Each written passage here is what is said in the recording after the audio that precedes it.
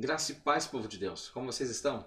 Aqui é o pastor Márcio Paula e você está no seu portal bíblico e hoje na nossa 12ª reflexão dentro do tema A Igreja Eleita, redimida pelo sangue de Cristo e selada com o Espírito Santo da promessa, revista de adultos, segundo trimestre de 2020 da CPAD, lição extraordinária, temas maravilhosos inseridos dentro da carta de Paulo aos Efésios.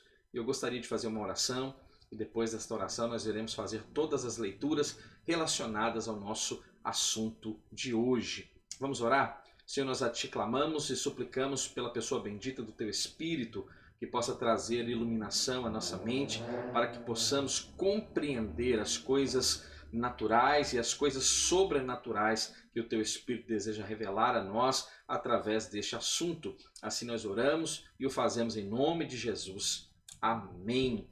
Antes de fazermos as leituras propostas para hoje, eu gostaria de pedir que você que está ascendendo a este portal bíblico, não se esqueça, se inscreva neste canal, ative o sino das notificações, assim o YouTube vai entender que você tem interesse no nosso conteúdo. Acredite, 60% das pessoas que têm visto o nosso conteúdo ainda não se inscreveram. Então o momento é agora. Se inscreva. Tenha liberdade para compartilhar este conteúdo no seu grupo eclesiástico, no seu grupo familiar. Abençoe quem você ama com esta palavra tão maravilhosa que, de fato, trará grande enriquecimento espiritual para mim e para você. Vamos fazer então as leituras relacionadas ao nosso assunto? O nosso texto áureo dentro deste tema de hoje, que é a conduta do crente em relação à família, diz: por isso deixará o homem seu pai e sua mãe e se unirá à sua mulher, e serão dois numa só carne. A nossa verdade prática diz: Deus estabeleceu o casamento monogâmico, heterossexual e indissolúvel, isto é, a instituição da família para a glória do nome dele. E a nossa leitura em classe, a nossa leitura bíblica é baseado no texto de Efésios, capítulo 5, versículos 21 ao versículo 33, e Efésios, capítulo 6, do versículo 1 até o versículo 4. Vamos fazer esta leitura? Pegue a sua Bíblia, caso queira, não perca o sentido de congregação, de igreja, mas você pode ler também acompanhando aqui na tela do seu smartphone, do seu notebook, do seu tablet, e vamos ler então a palavra a partir deste momento.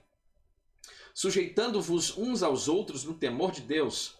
Vós, mulheres, sujeitai-vos a vosso marido como ao Senhor, porque o marido é a cabeça da mulher, como também Cristo é a cabeça da igreja, sendo ele próprio o Salvador do corpo.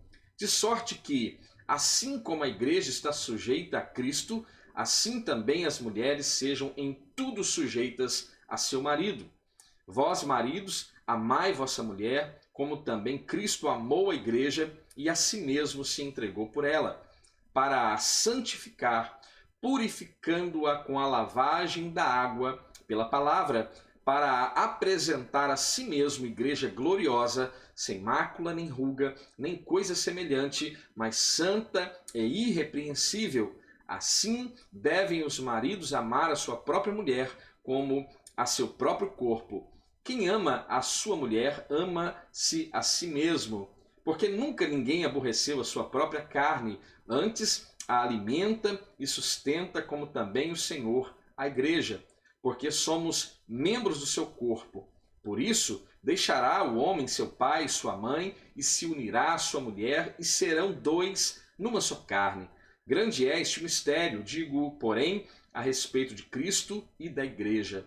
Assim também vós, cada um em particular, ame a sua própria mulher como a si mesmo, e a mulher reverencie o seu marido.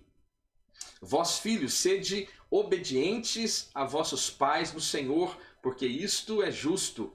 Honra a teu pai e a tua mãe, que é o primeiro mandamento com promessa, para que te vá bem e vivas muito tempo sobre a terra.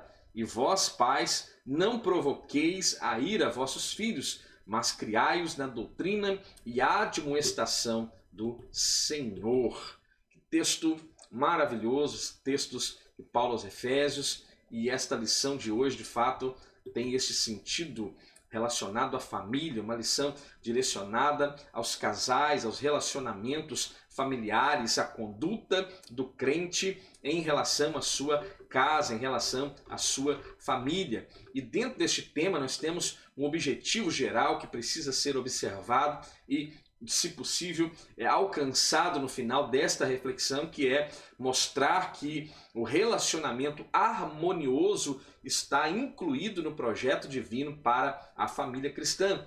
E para cada ponto específico da nossa lição, nós temos um objetivo também específico que devemos alcançar, e o primeiro deles diz que devemos refletir sobre a conduta bíblica prescrita aos maridos. O segundo ponto diz que devemos demonstrar como a mulher casada é comparada à Igreja de Cristo. E terceiro, orientar a conduta dos pais e filhos no ambiente familiar. Veja, a família é a principal instituição divina, planejada por Deus, né? A célula máter da nossa sociedade. E o relacionamento familiar é um projeto divino que tem a responsabilidade de glorificar a Deus e transmitir. Talvez esse seja o papel principal, primordial da família ou da instituição da família, transmitir à sociedade na qual ela está inserida padrões morais, padrões espirituais que a família evidencia e fundamentado então na palavra de Deus. E a nossa introdução de hoje, e eu gostaria que você convocasse a sua família agora, assente-se à mesa, coloque o notebook ao alcance, à vista de todos, para que todos sejam edificados. Esta palavra é para cada família do nosso Brasil, que você possa ser edificado, que a sua família possa ser edificada através desta reflexão. Na Bíblia, o relacionamento familiar é um projeto divino e não há dúvida alguma a respeito disso, que pressupõe então um matrimônio monogâmico, heterossexual, indissolúvel, aquilo que já lemos na nossa apresentação dos pontos que devemos atingir, esta compreensão. E lá no Evangelho de Mateus, capítulo 19, capítulo 4, versículo 6, nós já temos uma repetição daquilo que já foi dito lá no Gênesis, né? O próprio Cristo falando com aquela geração, e ele diz, ele porém respondendo, disse-lhes, não tendes lido que aquele que os fez nos princípio, macho e fêmea os fez? E disse, portanto, deixará o homem pai e mãe, e se unirá à sua mulher, e serão dois numa só carne. Assim não são mais dois, mas uma única carne. Portanto, o que Deus ajuntou, não separe o homem. No modelo divino, os membros da família são definitivamente iguais. Porém, cada um vai desempenhar um papel específico, diferente, dentro do contexto família. E é este momento que é extremamente importante. Nós vamos falar a respeito do marido, a sua obrigação, a sua função dentro da família, a mulher, a sua função dentro do contexto família, e também os filhos também têm as suas obrigações, têm os seus deveres, as suas responsabilidades dentro do contexto família. Então, neste momento, nós iremos ver a conduta requerida por Deus para cada um de nós no contexto família cristã. O primeiro ponto, a conduta do crente como marido. E agora aperta o cinto aí, varões, e vamos ouvir aquilo que o Senhor deseja falar conosco através desta nossa reflexão. O tema central até então pode-se dizer que é o relacionamento familiar, é um projeto divino. Então, vamos lá. No capítulo 5 da carta de Paulo aos Efésios, o apóstolo dos gentios vai enaltecer o matrimônio e vai elevá-lo ao mais alto patamar e vai compará-lo, né? E por esta razão nós entendemos que há uma elevação do mais alto patamar com o relacionamento, então, como o marido na pessoa bendita do próprio Cristo, e com relação à sua esposa, né, o aspecto de igreja. Veja como Paulo de fato vai elevar este contexto ao mais alto patamar mesmo. Neste tópico, nós vamos estudar então esta analogia referente, principalmente neste primeiro ponto, a respeito do marido. O papel do marido, então, como líder da família. Veja, na Bíblia, a ordem de autoridade é observada do seguinte modo: Deus é a cabeça de Cristo. Cristo é a cabeça do homem e o homem é a cabeça da mulher. Isso está lá na primeira epístola de Paulo aos Coríntios, capítulo 11, versículo 3. A relação dentro do lar é explicada na frase: o marido é a cabeça da mulher, como também Cristo é a cabeça da igreja. Ela mostra o modelo do relacionamento do casamento cristão, isto é, o marido, como Cristo lidera a igreja, visando o seu absoluto bem-estar. Veja, mostra o modelo de relacionamento do casamento cristão, mostrando então que o marido deve liderar a sua casa do mesmo modo que Cristo lidera a igreja, visando então o seu bem-estar.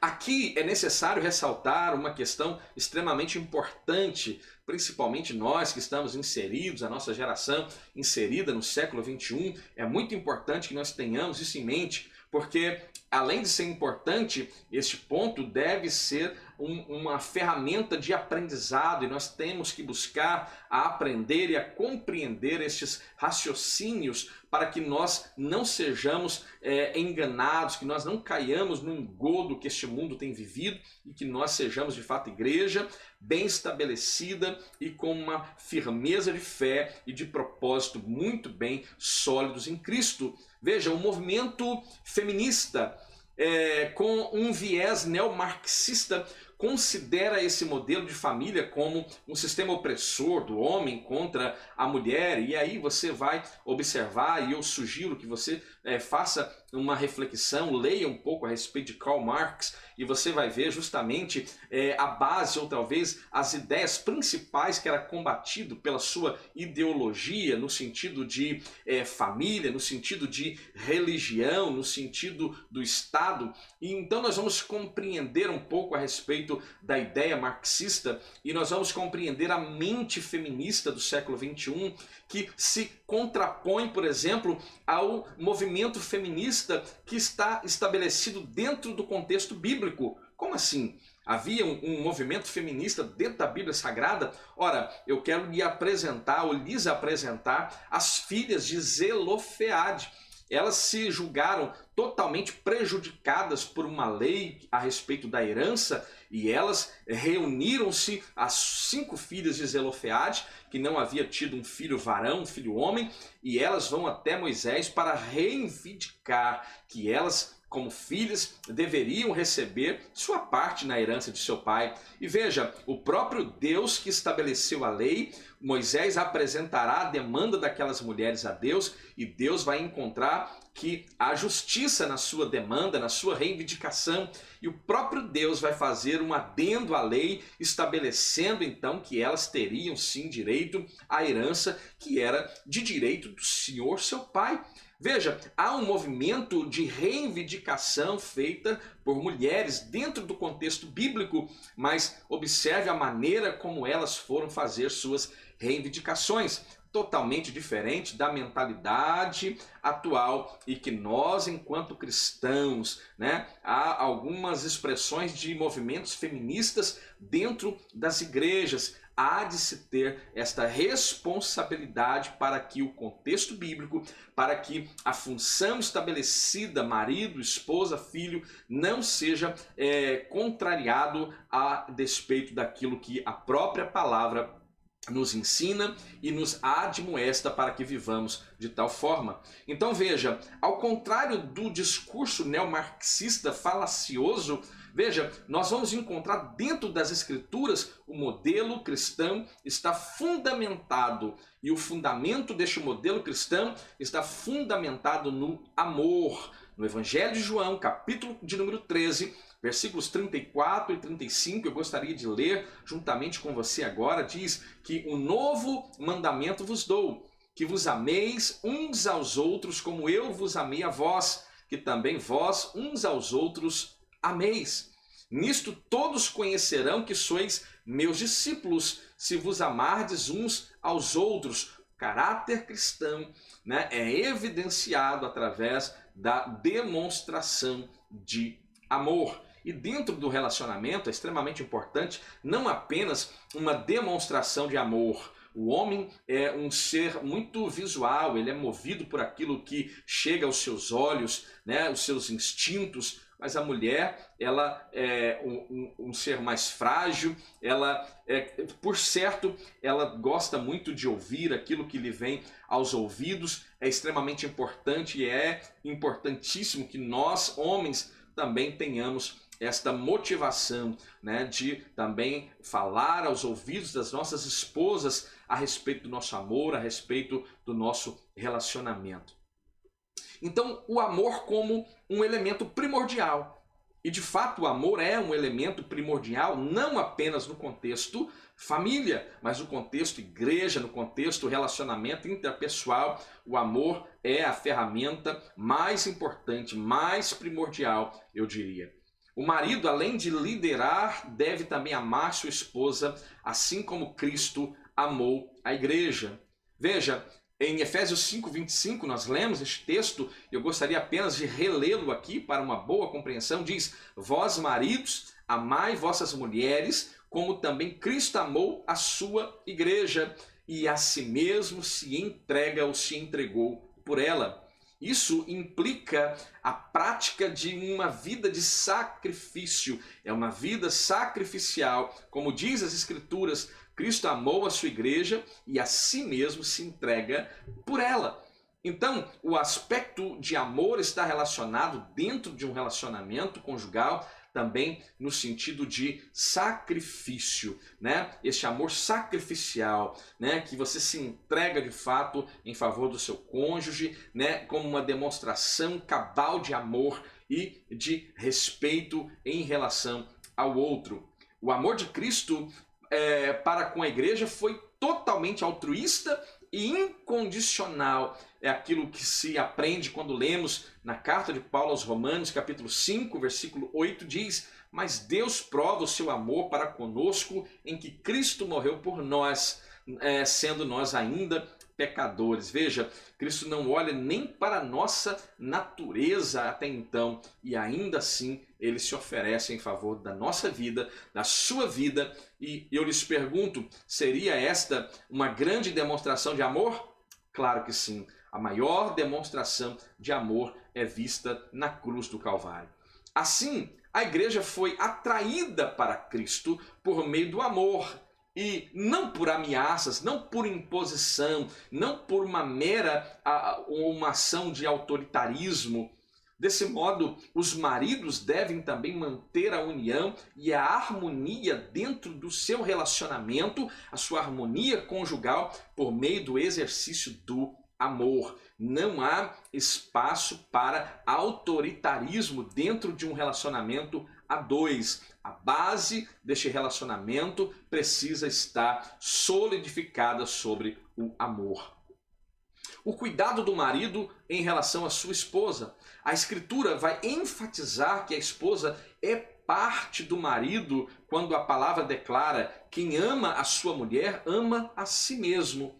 Acrescenta ainda que toda pessoa mentalmente saudável cuida do próprio corpo, o que significa que o marido deve dar atenção à sua mulher do mesmo modo que atenta para consigo mesmo. Isso implica protegê-la, proteger a sua esposa, né?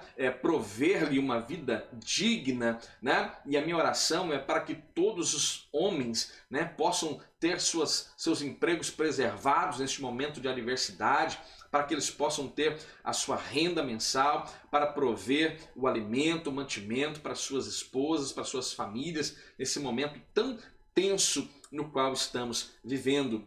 Essas ações de cuidado não se limitam apenas a estas provisões materiais. É extremamente importante que nós tenhamos isso em mente. Não apenas ser o provedor de questões materiais, mas também prover o afeto, o carinho, a consideração, a honra, dentre tantas outras coisas que nós podemos evidenciar em relação ao nosso cônjuge. Tal demonstração de amor deve ser sincera, tanto em público quanto em particular, de modo permanente enquanto ambos viverem. Colossenses 3, versículo 19 diz: vós maridos, amai as vossas mulheres e não vos irriteis contra elas. E eu acho interessante este ponto aqui abordado dentro deste último parágrafo lido, é que muitos cristãos, eles aparentam ter até certo repúdio por suas esposas, parece ter até algum constrangimento em relação às suas esposas. É quase raro vê-los publicamente junto com o seu cônjuge, é quase raro ver uma demonstração de carinho publicamente, né, em relação ao seu cônjuge, e isso deve ser observado, né? Nós, como cristãos, nós temos que evidenciar, né, aquele amor que existe de nós em relação ao nosso cônjuge. E então nós vamos honrar nossas esposas como marido, eu digo isso, né? As suas esposas vão reverenciar então seus esposos, como a palavra instrui e ensina, e tudo isso de forma voluntária, de boa vontade, nada por imposição, nada é forçado, mas tudo de forma totalmente voluntária, e é isso que mostra a essência do amor evidenciado dentro do casamento. Ao marido, Deus delegou esta liderança. Não há como fugir, a não ser que você rejeite todo o contexto bíblico. A não ser que você veja a Bíblia Sagrada como um livro comum qualquer e que não cria uma norma de vida para a sua conduta cristã. Mas se nós observarmos a Bíblia como este manual que cria as normas para a nossa vida diária, para a nossa conduta cristã, não há como negar esta verdade bíblica de que ao marido Deus delega a liderança do lar e o dever de amar a sua esposa, né? Existem muitos maridos que espancam suas mulheres e infelizmente, né, é sabido de muitos casos dentro das igrejas, o que é uma vergonha terrível e que isso deve ser aborrecido por nós e por todos aqueles que têm uma conduta cristã sadia. E isso deve ser feito com total e verdadeiro altruísmo. Veja uma coisa curiosa, que nesta reflexão nós temos que entender um pouquinho, não é necessário nos aprofundarmos tanto dentro deste contexto, mas é importante que nós tenhamos uma ideia geral a respeito da expressão que o apóstolo Paulo usa quando ele usa a expressão que o marido deve amar a sua esposa. Que isso fique claro, que quando o apóstolo Paulo faz uso desta frase, né, que o marido ame a sua esposa, né, se fosse qualquer outro escritor, né, se fosse um poeta grego, se fosse qualquer outro escritor, ele deveria, ou por certo, teria usado uma palavra que seria traduzida por amor em outros contextos, porque existem palavras que também têm o sentido de amor, como eros, que tem uma expressão mais relacionada ao aspecto de uma vida conjugal, da área sexual dentro do relacionamento cristão. Também existe uma palavra como filéu, estargio, que são palavras, por exemplo, filantropia, tem o sentido desta palavra que é filéu, que também está relacionado com o amor, uma afeição, eu diria, mas Paulo aqui não vai usar a expressão eros, que é este amor relacionado à intimidade do casamento, do matrimônio. Ele não vai usar esta palavra que tem mais um sentido de afeição, como o amor filéu, mas ele vai fazer uso da palavra agapo, que tem um sentido mais específico e um sentido mais profundo, um termo meigo do grego que nos coloca uma verdade um pouco pouco mais apertada, porque traz uma relação de entrega, traz uma relação de um amor que ele é desinteressado, ele não barganha, ele não negocia, ele tudo suporta, né? É aquele amor que nos é apresentado de forma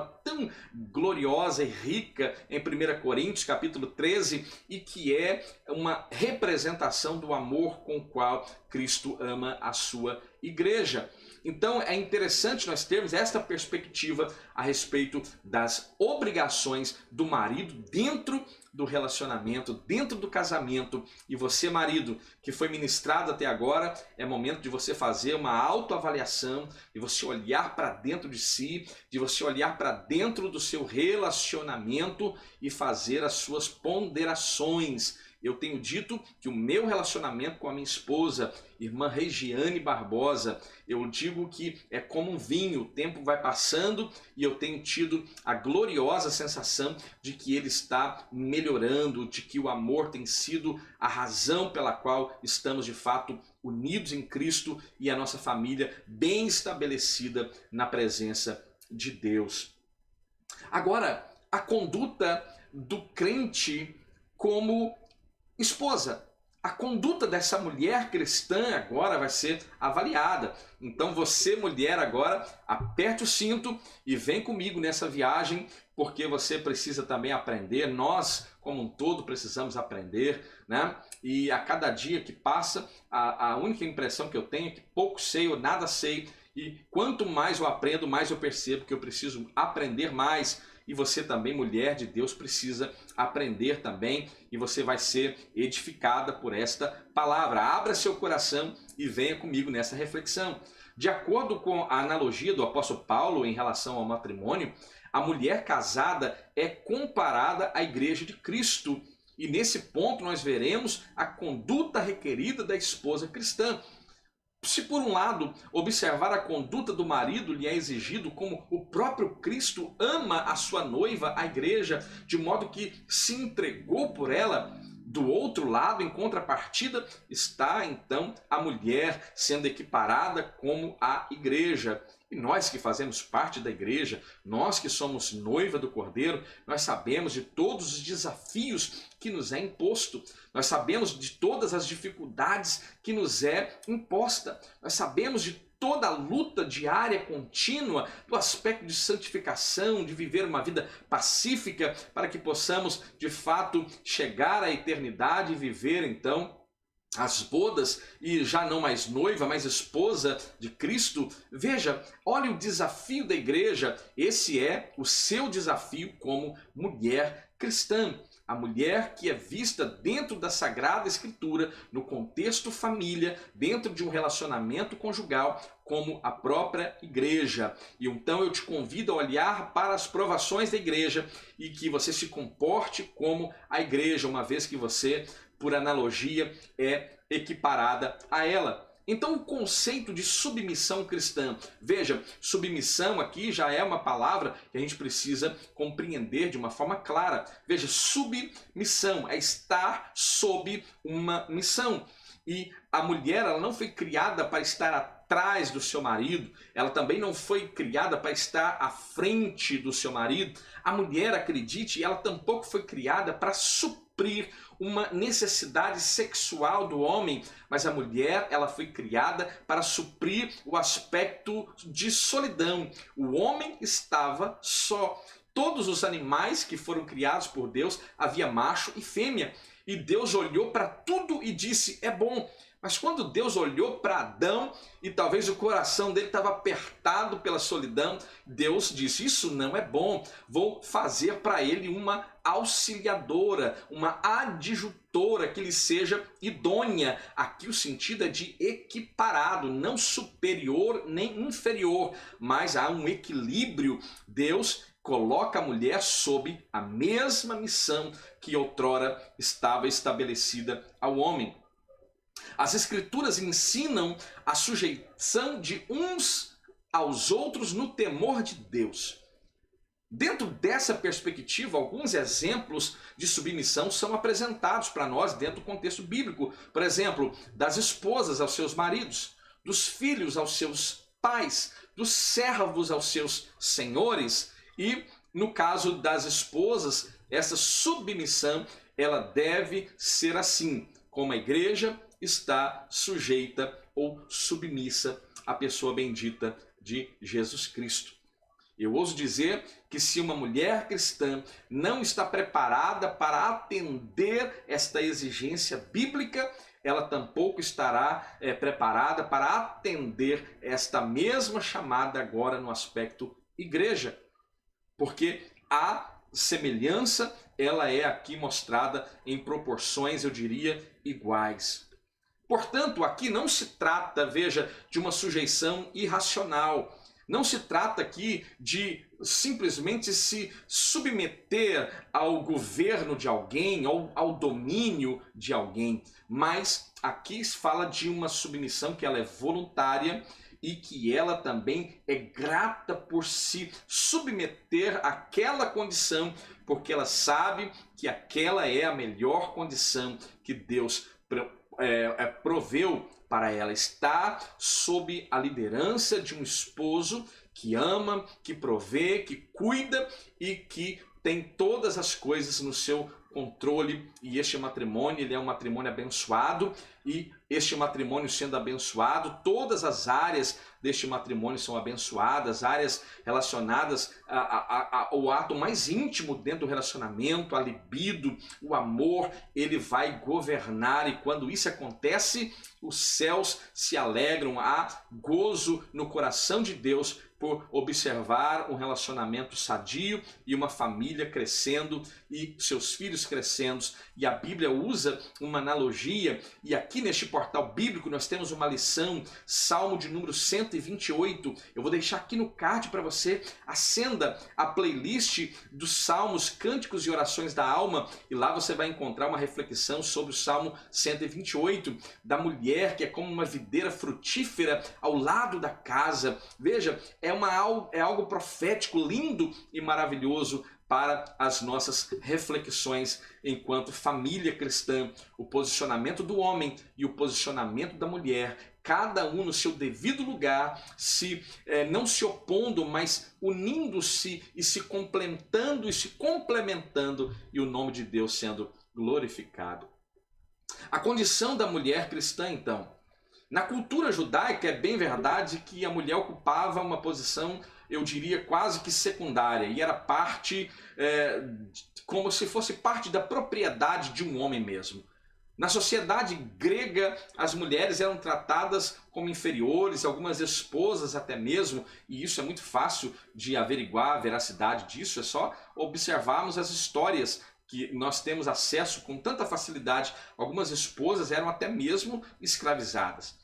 Mas note que no Evangelho de Cristo, as mulheres começaram a galgar uma posição diferente. As mulheres começaram a ter uma posição de igualdade, veja. E este também nos é um mistério que nos é revelado à luz da palavra de Deus.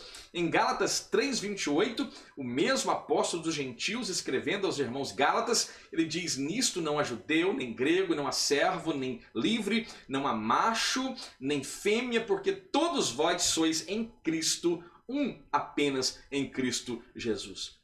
Ao conversar com aquela mulher samaritana junto ao poço de Jacó, Cristo quebrou paradigmas daquela época e se opôs ao preconceito e à discriminação, que existia em relação a judeus. Não se dá com o samaritano. E em João 4:9-10, eu gostaria de ler esse texto para você. Disse-lhe, pois, a mulher samaritana, no seu diálogo com Jesus: como sendo tu judeu, me pedes de beber a mim, que sou uma mulher samaritana?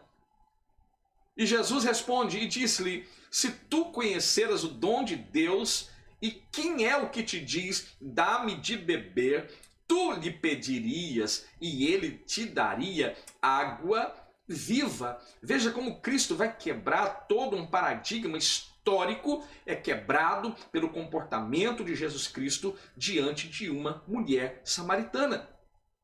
Portanto, a mulher cristã desfruta de plena liberdade em Cristo e não está sujeita a nenhum sistema de escravidão. Eu quero repetir esta afirmação para você, mulher cristã, para você, esposo cristão, também ouça esta frase, avalie o seu relacionamento, avalie a sua conduta frente à sua senhora e aprenda com esta verdade. Portanto, a mulher cristã desfruta de plena liberdade em Cristo e ela não está sujeita a nenhum sistema de escravidão.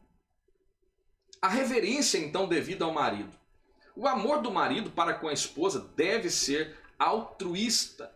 Efésios 5, 25, já lemos aqui, mais uma vez eu quero ler para você. Vós maridos, amai vossas mulheres, como também Cristo amou a igreja e a si mesmo se entregou por ela. Esse amor serve ao propósito divino de capacitar a esposa a ser recíproca ao marido, porque a ordem também bíblica é: vós, mulheres, sujeitai-vos a vossos maridos como ao Senhor. O homem que assim se porta e coopera para que a esposa o reverencie. Veja, aqui o sentido é moral, aqui o sentido é de honra. Então o homem que assim se porta, ele coopera com a atitude de sua esposa para que ela o reverencie. Essa reverência consiste em estima e respeito para com o marido. Denota o sentimento que conduz a esposa a agir de modo a agradar seu esposo, o seu esposo amado. Essa postura é demonstrada quando ela o apoia e o ajuda em sua tarefa de liderar. Significa que a esposa participa das decisões familiares, porém é razoável que ela não se oponha, não seja uma opositora. Ela foi chamada para ser uma adjutora e que nem desautorize a autoridade do seu marido, principalmente frente aos seus filhos. E aqui eu quero dizer que os maridos também, eles podem fazer uma visita na cozinha de vez em quando, fazer uma comida, né, colocar no prato, servir a sua esposa, né, terminou aquela janta, vai lá, coloca essa barriga sua na pia, vai lavar aquela louça, vai demonstrar que você também deseja que a sua esposa tenha um momento de tranquilidade e você se ocupe também com algumas tarefas domésticas, porque tarefas domésticas são tarefas da casa, não necessariamente tarefas da mulher apenas. Então, nós temos que cooperar. Nós cooperando, nós teremos esta reverência que a Bíblia nos convoca, ou que convoca as esposas, melhor dizendo, a terem em relação aos seus maridos. Esta é a convocação para você, mulher de Deus, e que você possa ser edificada e que você possa aprender com esta reflexão. Já falamos então sobre os esposos, falamos agora das esposas e agora o terceiro ponto, a conduta do cristão com relação ao seu filho, ou a conduta do cristão também como filho.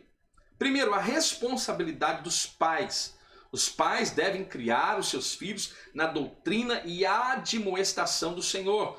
Efésios 6, versículo 4. E agora eu quero ler na NVI, uma nova tradução internacional, que diz: pais, não irritem seus filhos. Antes, criem-no segundo a instrução e o conselho do Senhor. A palavra doutrina aqui, ou disciplina, do grego paideia, significa orientação ou treinamento para o desenvolvimento do caráter e pronta obediência das normas. Já a palavra admoestação, do grego nouthesia, quer dizer instrução ou advertência, que faculta a distinção entre o bem e o mal. Além dessas exortações, cabe aos pais estabelecer parâmetros de conduta e reagir sim contra a desobediência de seus filhos. Os critérios dessa educação estão pautados dentro da palavra de Deus. Provérbios 22, 6 diz: educa a criança no caminho no qual ela deve andar, e até quando envelhecer não se desviará dele. A Bíblia também ensina que aquele que retém a vara aborrece o seu filho, mas aquele que ama desde cedo o ensina, o admoesta. Aqui a expressão vara, né? avulta as pessoas e fazem com que elas olhem com certo pavor para a expressão bíblica, mas aqui não é uma repreensão grosseira, não há aqui o contexto de violência, mas há uma repreensão necessária, se necessário, para o bom crescimento dos nossos filhos.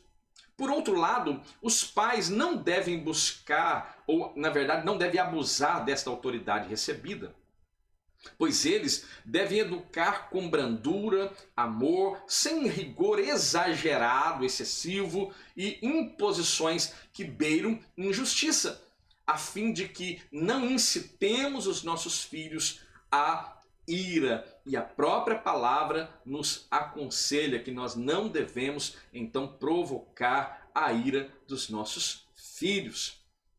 Agora, a conduta requerida dos filhos. Eu confesso que ao longo da minha juventude eu fiz muita arte, dei muito trabalho para os meus pais, mas nesses últimos dias, acompanhando algumas situações particulares, familiares, o meu coração ele está muito próximo do meu pai, da minha mãe, e eu louvo a Deus que eu tenho certeza de que eles se orgulham do filho que tem, e eu também me orgulho da minha mãe e do pai que eu tenho, pessoas admiráveis, pessoas idôneas de bem, servos do Deus Altíssimo, e eu venho aqui publicamente pedir que eles me perdoem por todas as vezes que na minha juventude eu fui com forte oposição às suas vontades, né? Mas graças a Deus que o próprio Deus me pegou pela orelha e me levou de volta à presença dele, e hoje, para a glória do nome do Senhor, meus relacionamentos familiares são os melhores possíveis. Então agora o meu dever como filho, o seu dever como filho, o dever dos filhos é apresentado de forma objetiva, direta pelo apóstolo Paulo.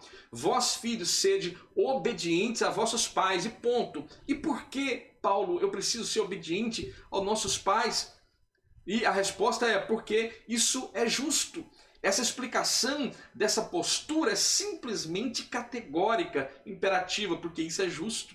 E ela segue uma ordem natural, divinamente estabelecida, pois Deus deseja que os seus filhos confiem na sabedoria dos seus pais. E eu louvo a Deus por tudo aquilo que eu adquiri, que eu aprendi através da instrução do meu pai, João Rodrigues, diácono João Rodrigues, da Assembleia de Deus de Una, e também da minha mãe, irmã Eni Paula, sempre professora de escola bíblica dominical, sempre cuidando das crianças dentro da igreja, e veja como isso nos fundamentou, nos deu uma boa estrutura sólida, cristã, né? E eu louvo a Deus por esta experiência familiar. Para ratificar esse ensino, o apóstolo ele vai acionar agora o quinto mandamento, que é honra o teu pai e a tua mãe. Assim os filhos devem obedecer e honrar os seus pais. Logo, obedecer significa cumprir o que é ordenado, e honrar envolve amor.